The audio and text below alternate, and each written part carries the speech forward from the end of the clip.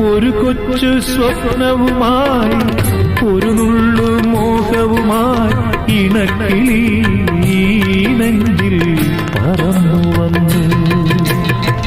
പൂക്കാലം വരവായി മോഹങ്ങൾ വിരിയാറായി അവളതിനായി ആ കൂട്ടിൽ തപസ്സിരുന്നു. എരിഞ്ഞുപോയി രാപ്പാടി പെണ്ണിൻ കനവുകളും ആ കാട്ടുതീ ഇല കൊഴിയും ശിശിരത്തിൽ ചെറുകിളികൾ വരവായി മനമുരുകും വേദനയിൽ ആൺകിളിയാ കഥ പാടി.